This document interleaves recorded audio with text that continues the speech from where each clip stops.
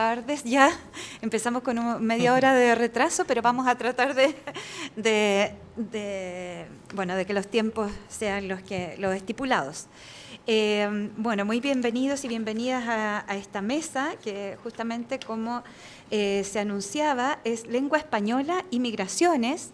Nos acompañan Stephanie Díaz, de la Pontificia Universidad Católica de Valparaíso, Marcela Rivadeneira, de la Universidad Arturo Prat, Abelardo San Martín, de la Universidad de Chile, bueno, y modero yo, Jimena Po, soy directora académica de la Facultad de Comunicación e Imagen de la Universidad de Chile, y también coordino la Cátedra de Racismos y Migraciones Contemporáneas hace ya varios años en la Universidad de Chile, que es una cátedra interdisciplinaria y donde, por supuesto, también comentamos varias de los temas que a ustedes les preocupa desde la Academia Chilena de la Lengua.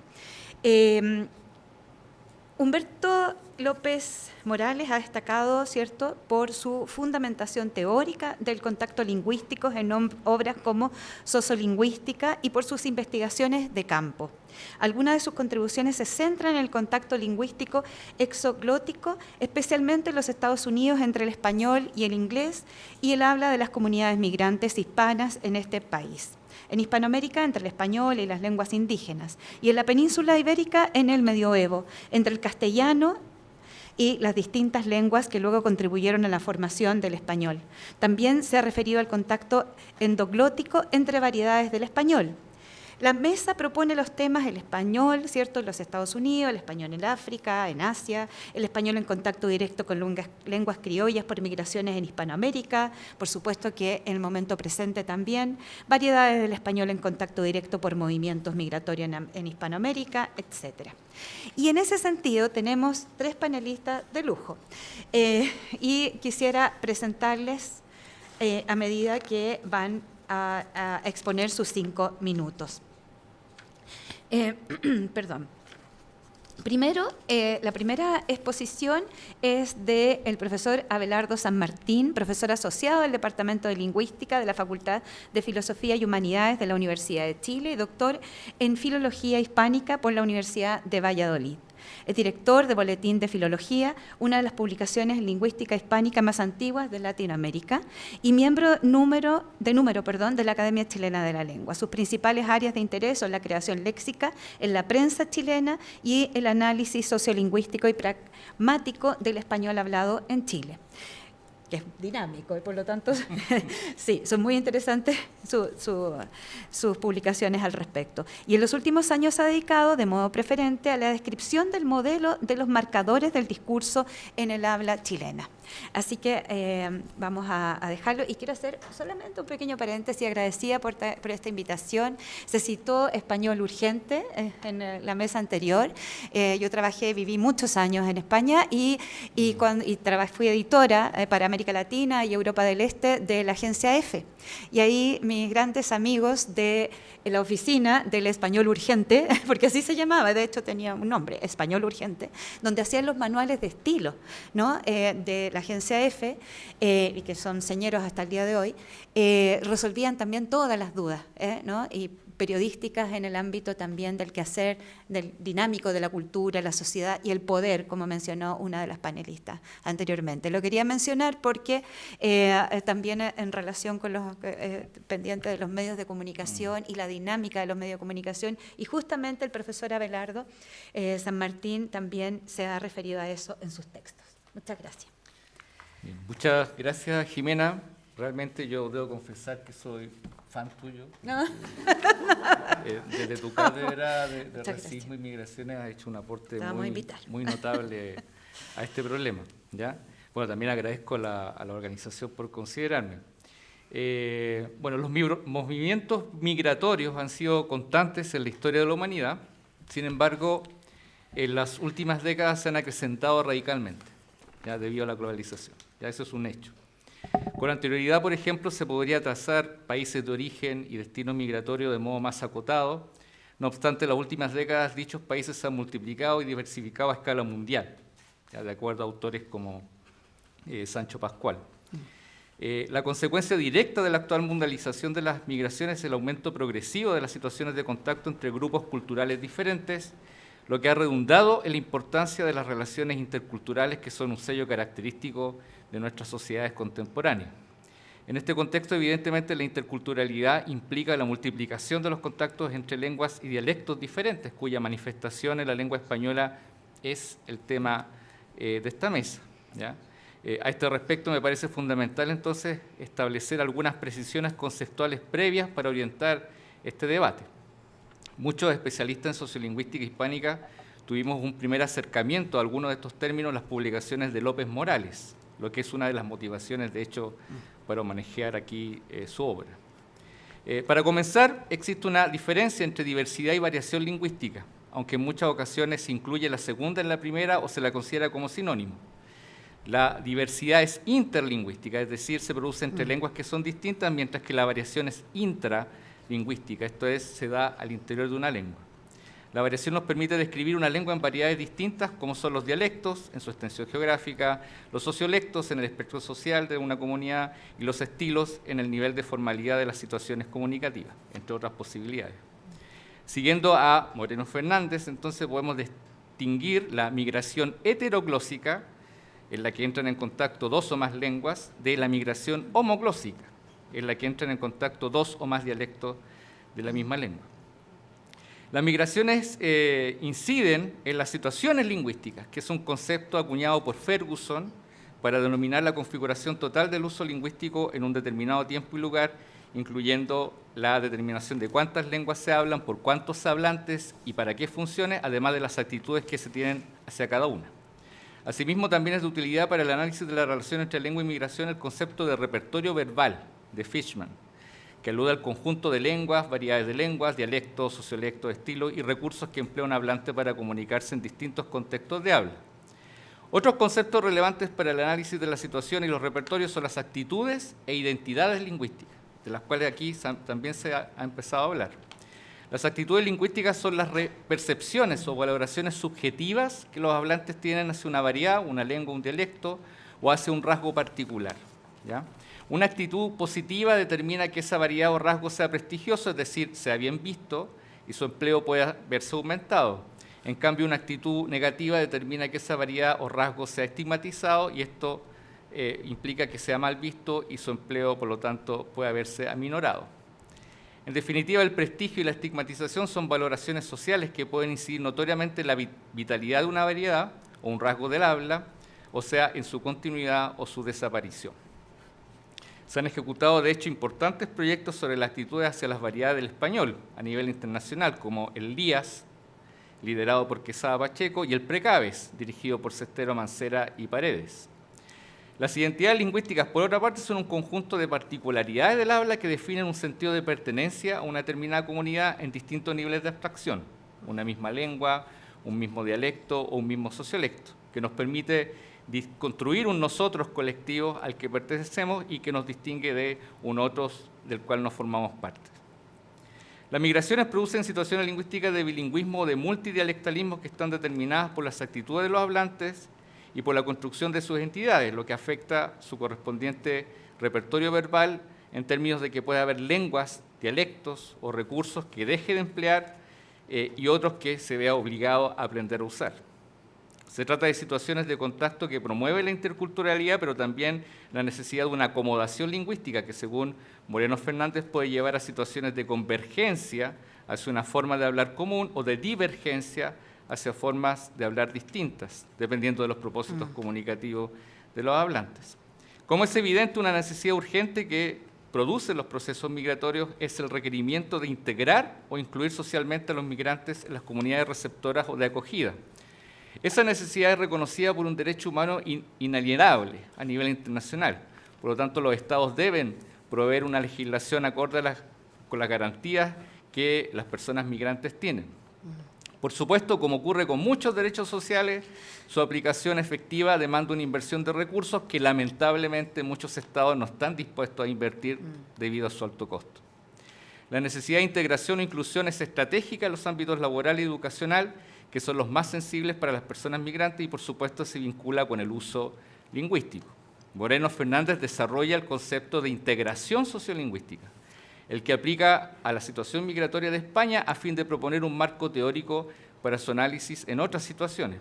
Este concepto alude al proceso en que las personas migrantes se incorporan en una sociedad acogida en términos lingüísticos y comunicativos, con distintos grados de habilidad, desde las más básicas hasta las más complejas, de acuerdo con 4 niveles de integración: de supervivencia, laboral y escolar, social e identitario.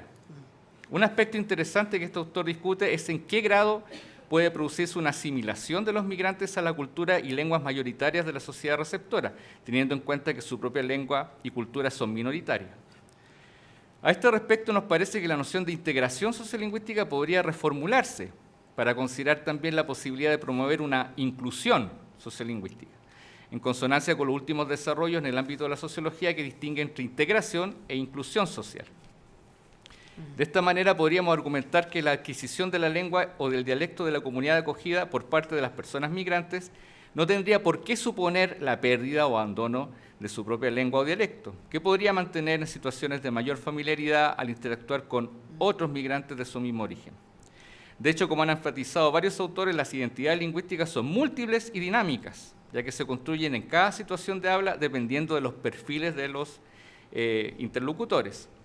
Así se verificaría lo que Moreno Cabrera llama igualitarismo lingüístico, a saber, el hecho fundamental de que todas las lenguas son iguales en su dignidad, porque todas son manifestaciones de la misma capacidad universal del lenguaje. Por lo tanto, no existen lenguas más sofisticadas que otras, sino que solamente son diversas.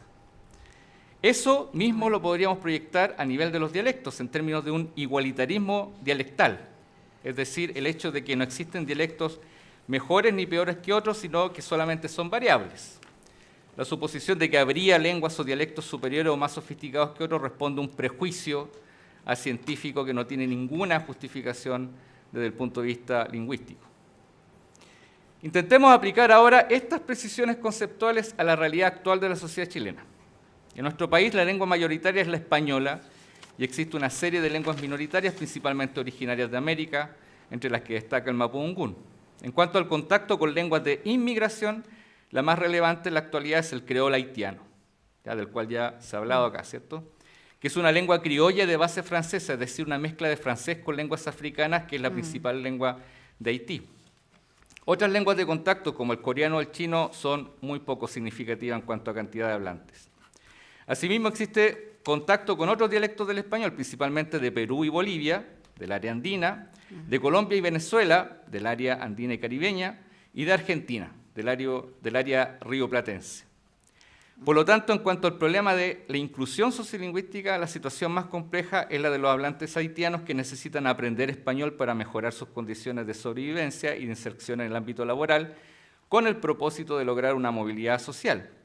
Esto ha devenido un desafío para el Estado chileno, que debe aplicar una política pública que sea consistente con el objetivo de los hablantes haitianos, con el objetivo de que los hablantes haitianos incorporen el español como segunda lengua en su repertorio, sin que ello suponga la pérdida de su lengua materna.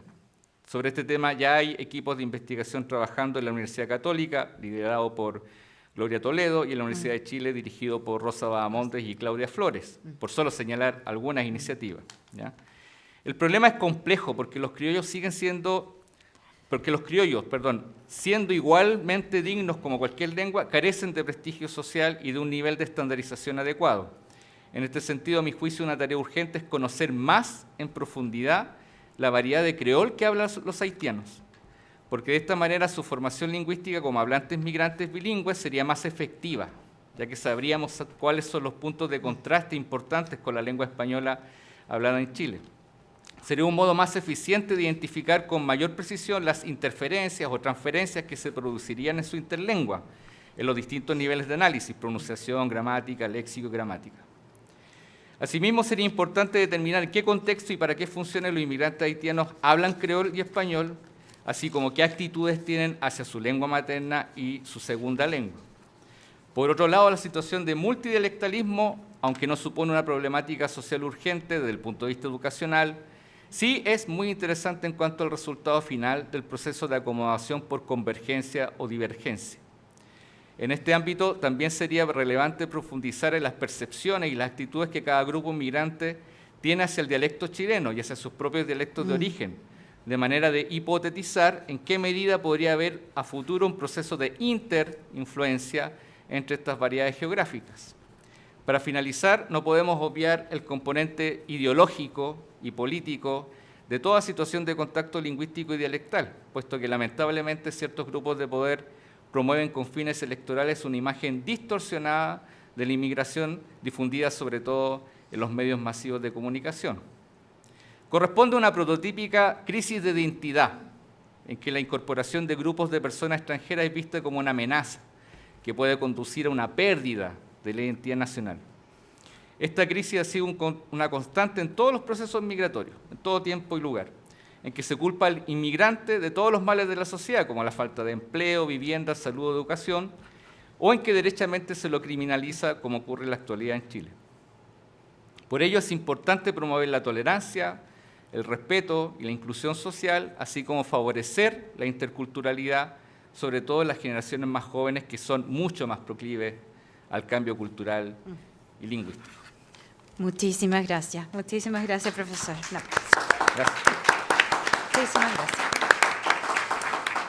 Bueno, seguimos ahora, invitamos también a Marcela Rivadeneira, investigadora del Instituto de Estudios Culturales y Territoriales y coordinadora del doctorado en Estudios Culturales de la Universidad Arturo Prat, que yo aprecio muchísimo ese espacio. También ahí trabaja Marcela Tapia, en fin, todo un grupo de colegas.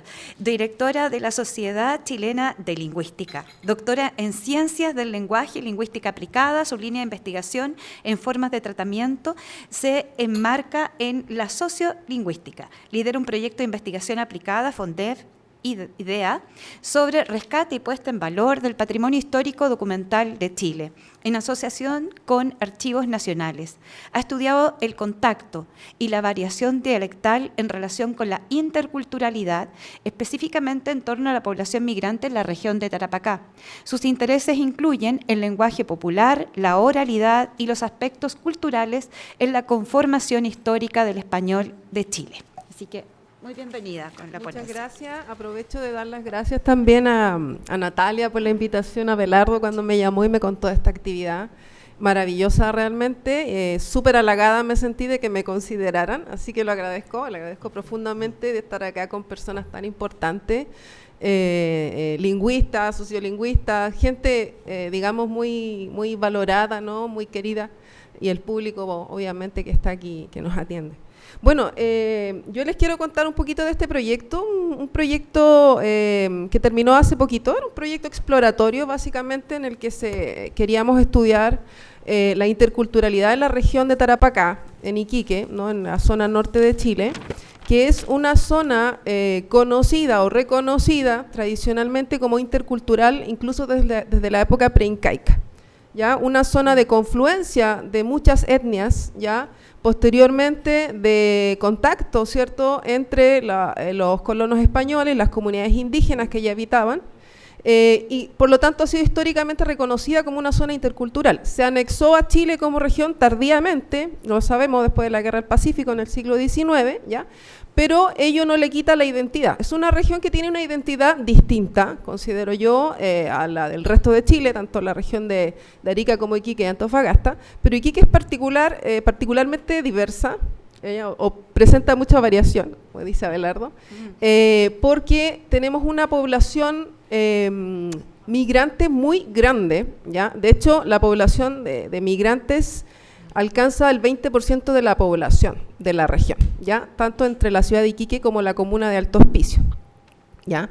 Es una población muy importante y uno ve y vivencia la interculturalidad en el día a día, ¿ya? En la vida diaria. Uno va a la calle, lo ve, lo escucha, se ve la interculturalidad en el ámbito gastronómico, en el ámbito cultural, en la música que se está escuchando. Y uno lo ve también en los aspectos lingüísticos, cómo se vivencia, ¿no? Por ejemplo, ahora no sé, uno va a un almacén a comprar pan, ¿no? Y el otro día había un cartel que decía, coja el pan con las pinzas. Coja el pan con las pinzas. Claro, y acá en Chile nosotros diríamos, tome el pan con las pinzas, ¿no? Entonces yo digo un coja, bueno, está escrito ahí y la gente lo comprende, ¿no? Llegamos a este entendimiento mutuo y a este respeto. Obviamente también se vive lo que sucede en el resto de Chile también, sobre todo con los últimos procesos migratorios. También hay digamos, un discurso xenofóbico de muchas personas, pero no en todos. Hay tanta diversidad, hay tantas culturas que convergen, que hay mucha confluencia. Yo diría que hay un compañerismo también, incluso desde la comunidad de acogida con los migrantes que han ido llegando.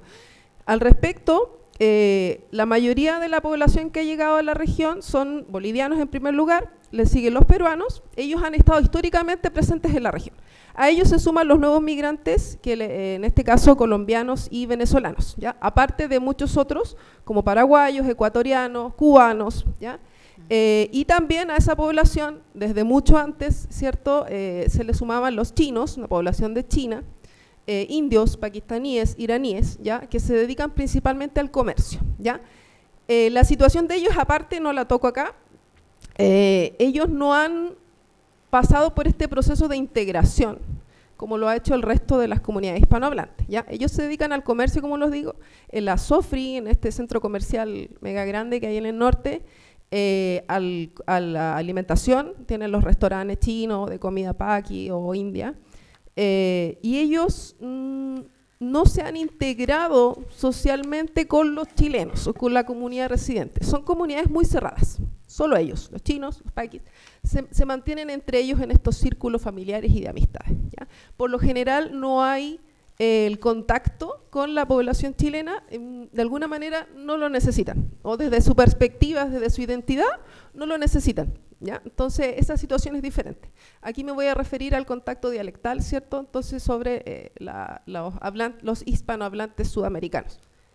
¿Y paso yo? Ya. Ya, acá tengo un audio. Les voy a presentar unos audios, ¿ya? Y les pregunto después si identifican por el acento de dónde son las personas. De las conversaciones con chilenos era el uso de diminutivos, sí. Para todo. Sí. Para todo. Chiquitito, sí, la primera vez que me dijeron, espérame un chiquito. No, un chiquitito. Chiquitito, tráeme un cachito. Un cachito. Y yo, sí, todo es un diminutivo, tal. Sí, ese uso de diminutivos. ¿Ustedes no usan tanto? No de forma consciente, no. O por lo menos, quizás nosotros quizás para hacer énfasis más que todo. Ya. Porque ustedes usan el ico, como pequeñico. ¿O no? ¿O dicen pequeñito? Pequeñito. Pero cuando decimos pequeñito es porque queremos hacer el énfasis que es verdaderamente pequeño. Que no usan tanto. No, es que todo es como que así tan poquito, tan pequeño, sí. Que parece que, no sé, diríamos nosotros que son pichirres. Sí, o sea, porque todo es como tan pequeñito, o sea, no, espérame un momento. Sí. Y el cachai. ¿Tú cachai? Exacto, y eso es decir, tú cachai. Y el ti, ¿no? Cuando dicen, no, ¿me entendí? Dicen. Sí, me entendí. Y entonces yo quedaba como que, me entendí. Bien, aquí, ¿de qué nacionalidad eran? ¿Los identifican? Venezolanos, ¿cierto? Ellos llevan, al momento de la grabación, 5 años, son profesionales, son profesores, académicos, tienen posgrado los dos. Son de una región en Venezuela que se llama Maracaibo, ¿ya? Ellos tienen mucha identidad lingüística, muy fuerte. Y aquí narran, por ejemplo, la chica narra cuando ella llegó, ¿no? El amigo ya estaba aquí de antes, ¿no? No presenté el audio donde ella comenta que lo primero que le llama la atención cuando llega a Chile es que el la no sé cuánto, la María, ¿no? Y para ella era muy fuerte, cuando a ella le dijeron refiriéndose a ella pensó que la estaban insultando, ¿no? Y el amigo le explica, ¿no? Que aquí el la es común ante los nombres, entonces no es un insulto, no es una ofensa, aquí en Chile se usa así, nosotros no lo usamos, pero aquí hay que aprender a aceptarlo, ¿no? Y a no sentirte agredida por ese uso de la. ¿Ya?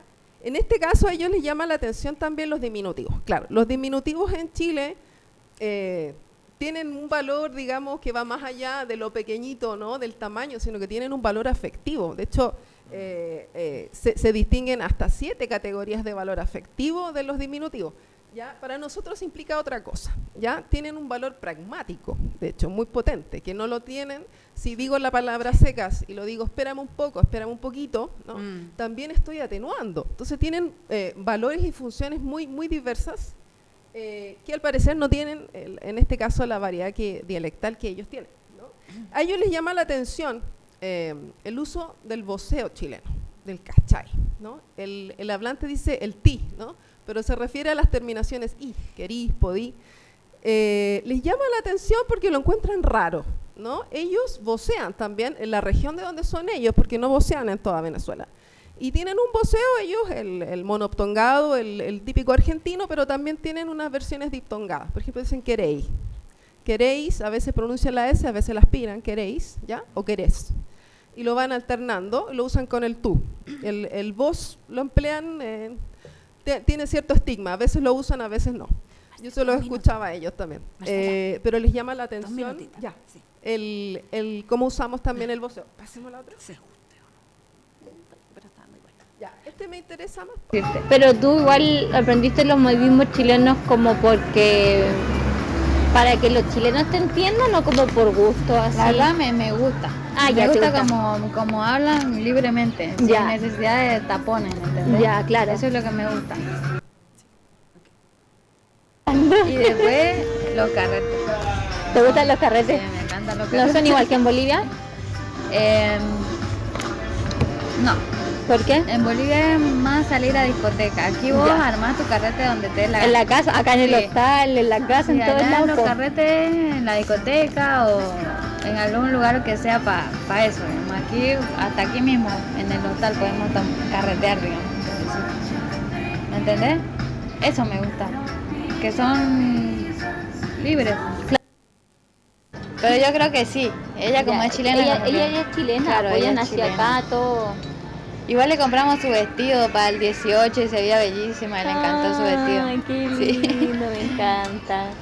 Sí, eso. Igual quiero que ella aprenda que le guste la comida chilena, que le gusten los bailes, ¿sabes? Porque quiero que es chilena, pues quiero que sepa todas las costumbres. Claro, que ella aprenda de su cultura en el fondo. No porque yo sea boliviana y mi marido venezolano significa que no le vamos a enseñar sus costumbres.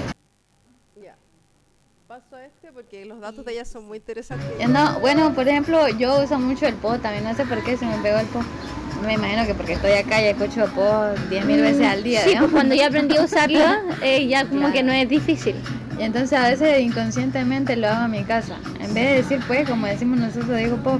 Ya. Y entonces me empieza a molestar mi marido, por decir, ¡ay, la chilena! ¿De verdad? Sí. Oh, qué buena. Y yo, uy, no, pero estamos en Chile, pues.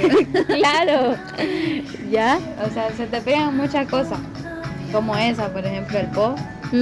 Como que el po es como un hola aquí. Como un hola.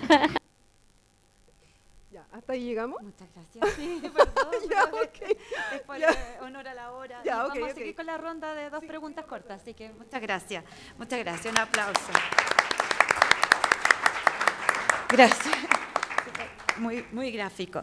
Bueno, y ahora presentamos a la doctora Stephanie Díaz, profesora adjunta del Instituto de Literatura y Ciencias del Lenguaje de la Pontificia Universidad Católica de Valparaíso, doctora en estudios de traducción e interpretación y máster en estudios de traducción e interpretación, ambos por la Universidad de Granada, y licenciada en lengua inglesa.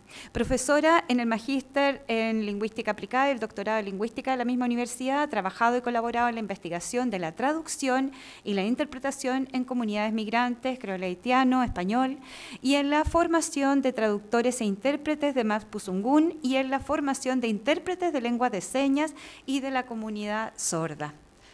Todo el micrófono. Gracias. Bueno, rápidamente quiero agradecer también la invitación, Natalia, y a las instituciones que están organizando este homenaje. Me voy a referir muy puntualmente a la traducción. Ha sido nombrado, ¿cierto?, durante la mañana en distintos contextos, en la literatura, en la comunicación, como también herramienta para la sostenibilidad en la mesa anterior. Y efectivamente la traducción está en el centro de cualquier o de toda instancia de lengua en contacto, ¿cierto? Es como el fenómeno quizás, o uno de los fenómenos definitorios de las lenguas en contacto, en la que ambas lenguas pueden estar en una mejor igualdad de condiciones, porque si bien existe, ¿no es cierto?, podemos concordar con la noción de la igualdad lingüística, sabemos que en la práctica no todas las lenguas finalmente tienen el mismo prestigio o la misma valoración social o incluso el mismo uso. Por lo tanto, la traducción, particularmente y en los contextos a los que me voy a referir, ayuda, ¿cierto?, a nivelar esa desigualdad o esa asimetría. La traducción también, ¿cierto?, es multilingüismo, es interculturalidad y multiculturalidad, y en lo que me voy a referir particularmente es justamente en estos contextos en que se está usando la traducción como una política lingüística, justamente para poder estar en contacto y en la interacción en la sociedad con comunidades como por ejemplo la comunidad migrante haitiana, con comunidades indígenas, particularmente en el uso del mapudungún en el sur de Chile, y también para la interacción, ¿no es cierto?, y el diálogo con la comunidad sorda. En estas tres comunidades el estatus de los facilitadores es diferente por las necesidades diferentes que tiene cada una de las comunidades, ¿no? Y entonces, en ese sentido, en la traducción en general, pero lo que tiene en común esto, ¿no?, es que permite como política o como herramienta la participación en la sociedad de estas comunidades, ¿no?, una participación más plena en la sociedad, porque Chile es mayoritariamente monolingüe y monocultural, es decir, la cultura chilena y el español de Chile es dominante en casi todo el país, y por lo tanto el uso de otras lenguas viene como siempre un poco de atrás, ¿no? Tiene que buscar el espacio para poder ejercerse, ¿no?, para el uso de las otras lenguas. Entonces la traducción en ese sentido ayuda como a equiparar el uso de otras lenguas en el espacio, la interacción con de otras comunidades en una mayor igualdad de condiciones. A mí me gustaría decir en igualdad de condiciones, pero creo que todavía no hemos llegado a eso. Pero sí actúa como contrapeso para reducir, aliviar, aminorar ciertas asimetrías. En particular, por ejemplo, en el caso de los facilitadores lingüísticos de creol haitiano, ocupan un lugar muy importante en el ámbito educacional, donde existen facilitadores asignados o que están trabajando como funcionarios en escuelas, donde hay un gran número de niños y niñas migrantes y cumplen una gran variedad de funciones. No solamente ellos no traducen a la profesora, voy a usar a la profesora como traductores, sino que asumen funciones de pedagogía. Ellos tienen que enseñar a los niños materias, contenidos, ayudarles a hacer ejercicios, la prueba de matemáticas. Se delega, una gran responsabilidad que es superior a la meramente, que no es menor, la lingüística. Y también en la mediación con los padres, ¿no?, con los apoderados, en la comunidad escolar también cumplen un rol importante. Por otro lado, en el caso de los intérpretes de lengua de señas chilena, la lengua de señas chilena fue reconocida como la lengua oficial de la comunidad sorda. Es su lengua materna, por lo tanto, las personas sordas tienen, ¿no es cierto?, el derecho de usar su lengua en toda situación en su interacción con la sociedad.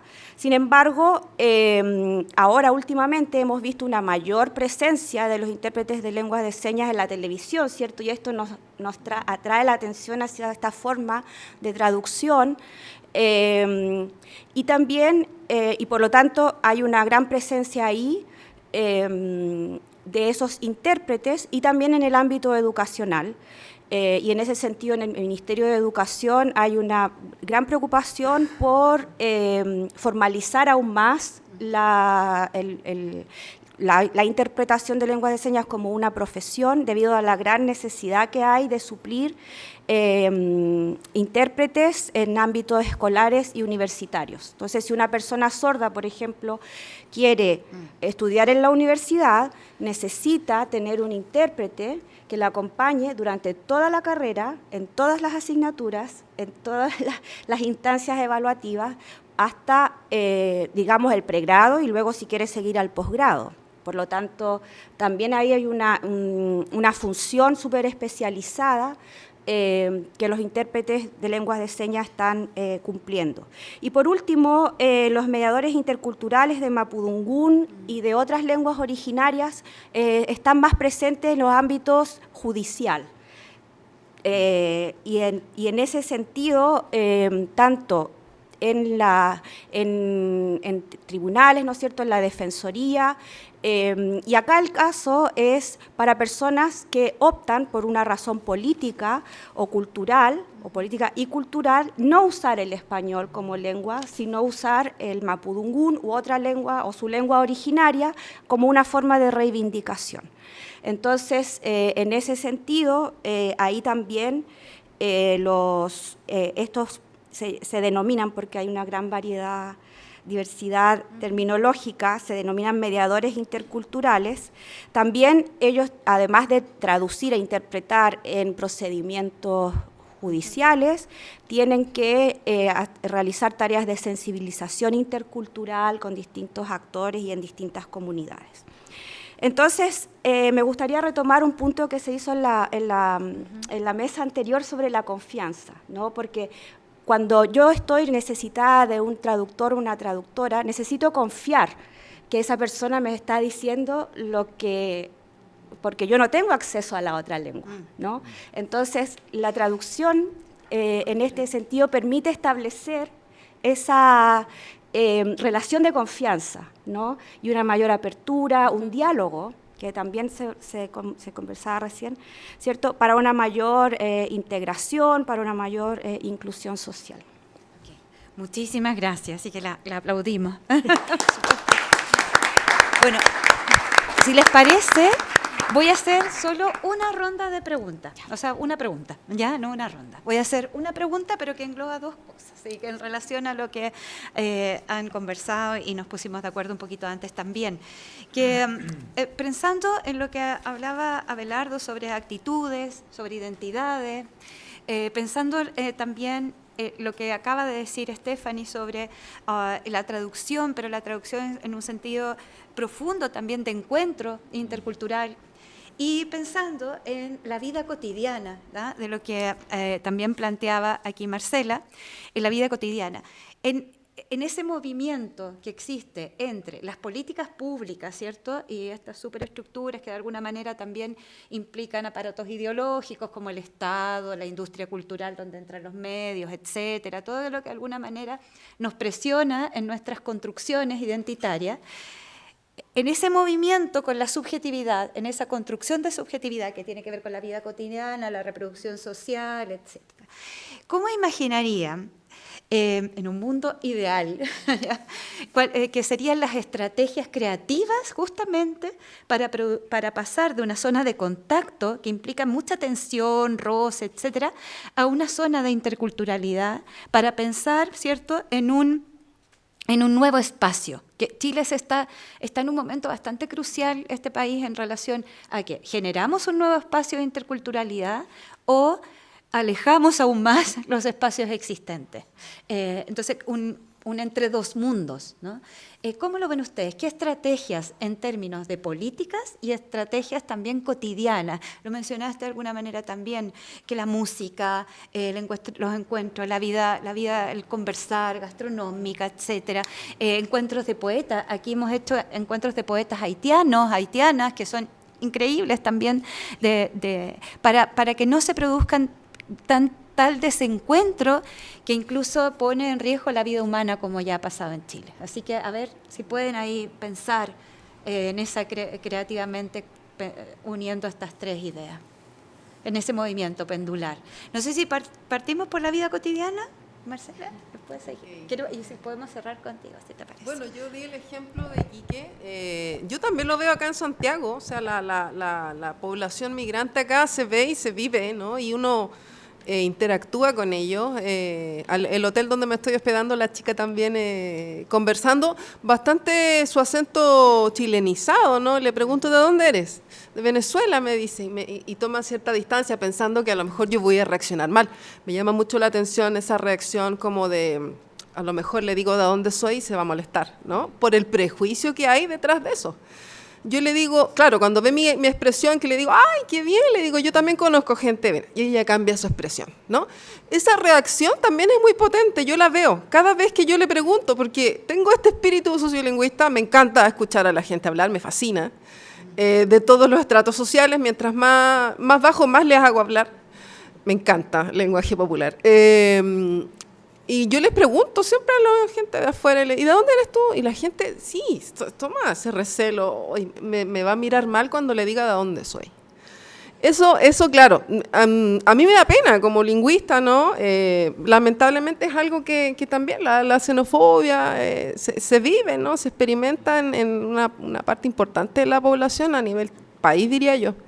Pero bueno, en la región de donde yo soy, de Iquique, ¿no? Es muy intercultural, es impresionante. Yo no sé si aquí han ido a Iquique. Bueno, yo me fui de Iquique a estudiar el doctorado a España, a Barcelona, y cuando volví a Iquique, estuve de paso porque al final terminé trabajando en Valparaíso. Bueno, la cosa es que volví a Iquique como en 15 años.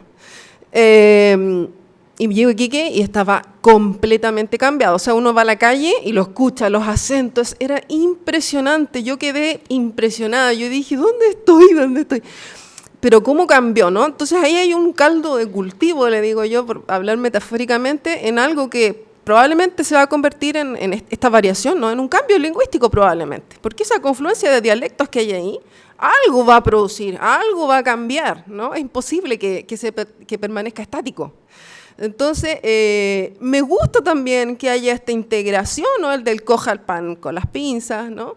Desde que hay una integración de parte de ellos y el deseo de la aceptación social en gran parte de la población, también se visualizan otros factores. Hay una confluencia multifactorial acá. Por ejemplo, las personas que llegan con profesión, que tienen posgrado, ¿no? Tienen un orgullo lingüístico muy diferente al de las personas que llegan en malas condiciones, que llegan sin no tienen profesión, que llegaron ilegales, ¿no? Que están en otra condición de vulnerabilidad, ¿no?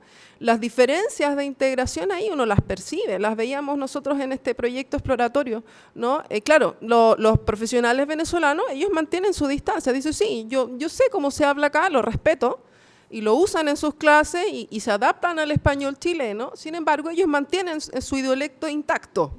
Saben y se acomodan, ¿no? Aquí ahí está la teoría de la acomodación, dependiendo de con quién están hablando, es como ellos producen, ¿no? La producción lingüística depende de con quién están por delante. Entonces, ¿cómo podemos potenciar eso? Yo creo que la escuela es fundamental. Yo creo que es la base desde la que parte todo. En la escuela tiene que promoverse la interculturalidad, la inclusión, ¿cierto? Pero desde una política interna, no desde solo lo folclórico.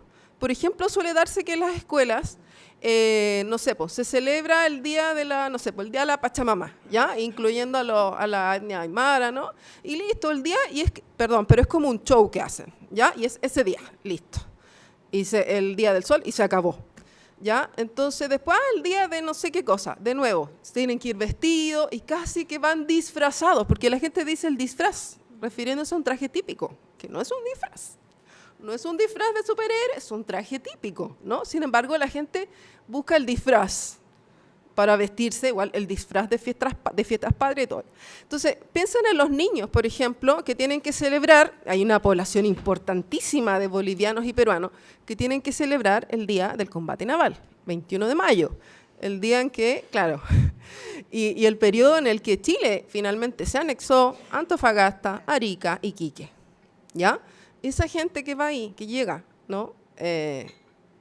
Es muy fuerte para ellos tener que celebrar el 21 de mayo, que es una conmemoración nacional, es día feriado en todo Chile. ¿Cómo lo perciben sus papás, ¿no? A lo mejor los niños ya se integran un poco más, pero ¿cómo lo perciben ellos? Tienen que hacerlo porque están en la escuela. Las fiestas patrias, lo mismo. ¿Dónde están sus fiestas patrias? ¿Dónde están sus celebraciones? Entonces, aquí hay algo que va más allá. Y va más allá de las clases de historia, es algo que se puede implementar en el aula, diría yo, y desde los niveles más básicos, ¿ya? Ahora, en los adultos, pucha, es difícil, pero podemos hacer políticas de inmersión, políticas de inclusión, ¿cierto? Hay maneras de hacerlo, los medios de comunicación.